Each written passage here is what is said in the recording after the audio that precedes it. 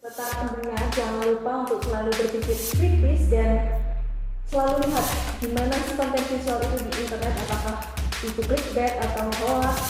Tetap waspada ya. Halo semuanya, Assalamualaikum warahmatullahi wabarakatuh. Selamat datang di podcast Tim 4. Jadi perkenalkan, aku Putri Ayu Andini sebagai host pada podcast kali ini. Nah, kali ini podcast Tim 4 akan membahas tentang literasi visual. Tadinya tuh mengenai gambar yang dipalsukan atau hasil editan gitu. Nah, sebelum kita mulai, kita akan perkenalkan dulu narasumber pada podcast kali ini. Nah, narasumber ini adalah teman-teman kita loh dari Prodi Pendidikan Teknologi Informasi Angkatan 2022. Boleh perkenalkan masing-masing? Halo, aku Manda Juliani.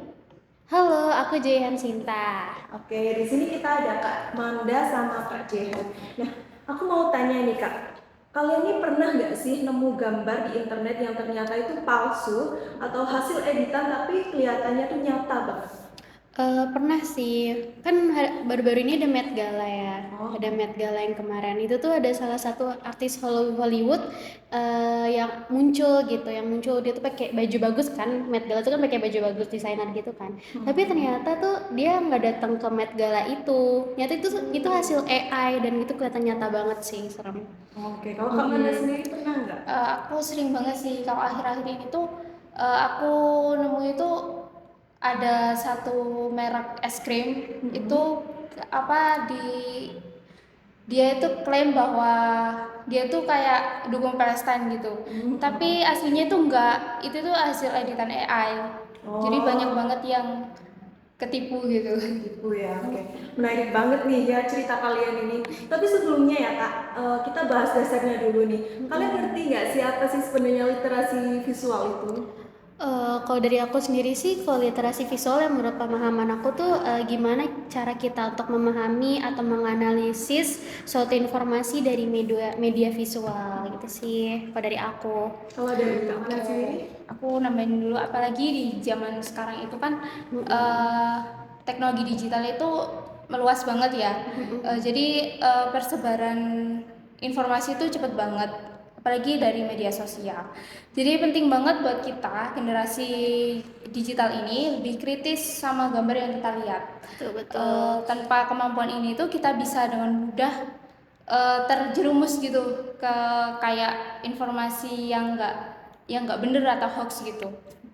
Nah, tadi kita udah bahas tentang es krim itu mungkin bentuknya gambar atau yang dilihat Kak Jehan itu bentuknya video. Betul. Nah, itu tuh kalian bisa jelasin nggak apa sih jenis-jenis atau gambar editan yang sering berseliweran di internet itu, kayak misalnya kebanyakan tuh hoax atau meme atau gimana, deepfake gitu, ada nggak? Pernah nemu gitu ya? Iya. Pernah sih, sering sih kayak deepfake, kayak apalagi terutama artis-artis ya, kayak apalagi mereka tuh sering banget mukanya tuh ditempel gitu ya kan, ditempel ke video ataupun gambar aneh-aneh. Itu kasihan sih kadang-kadang gitu.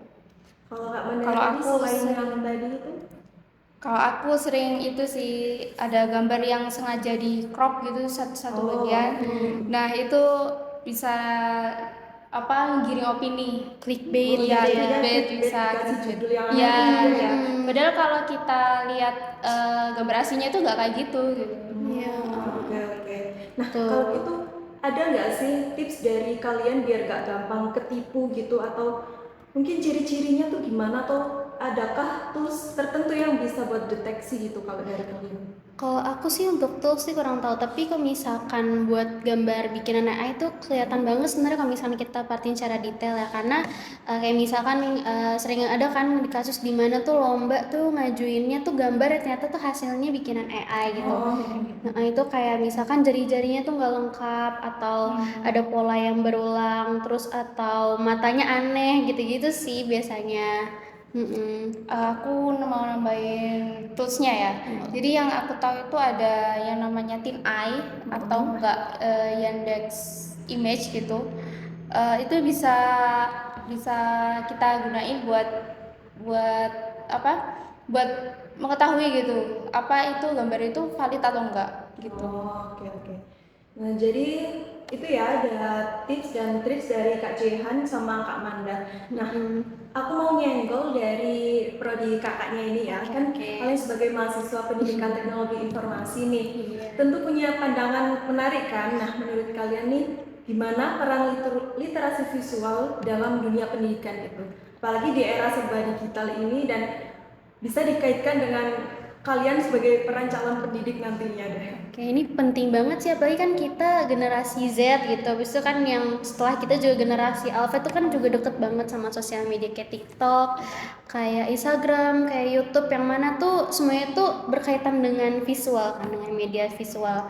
Nah, tapi sayangnya tuh nggak semua institusi kayak mungkin di kuliah udah ada ya kayak mata kuliah kita ini, tapi buat adik-adik kita gitu tingkat-tingkat di bawah tuh belum ada tuh, itu sayangnya sih. Itu maksudnya kayak masih disayangkan sekali itu belum ada gitu. Padahal kita tuh butuh kurikulum yang ngajarin anak-anak atau siswa-siswa untuk berpikir kritis terhadap media visual yang mereka lihat gitu.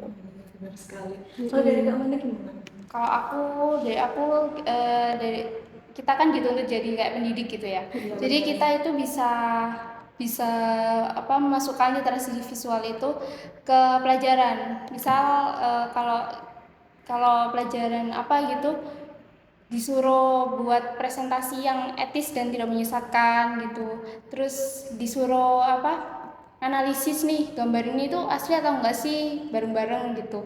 Biar tambah seru dan bisa saling kompak juga, bisa ngelatih berpikir kritis juga. Kayak gitu. Jadi kalau ini tingkatnya tuh lebih ke di bawah kita ya, karena belum teredukasi gitu. Nah, buat terakhir nih Kak, dari kalian sendiri apa sih langkah yang bisa dilakukan buat ningkatin literasi visual khususnya di kalangan pelajar atau mahasiswa nih seperti kita ini? Ada rekomendasi tools atau situs belajar gitu dan harapannya ke depannya gimana? Ini dari Kak Manda. Aku harap sih kedepannya itu literasi digital tuh bisa dimasukin ya ke kurikulum atau ada pelatihan gitu di kampus atau di sekolah-sekolah seperti sekolah SD, SMP atau SMA gitu. Kalau dari aku sih pertama pasti memberikan edukasi ya, bisa dari kampanye, bisa dari pelatihan juga kata Manda tadi, seminar ataupun webinar yang disampaikan oleh dosen, guru ataupun komunitas tertentu yang mendiskusikan tentang literasi media ini atau literasi visual lah ya.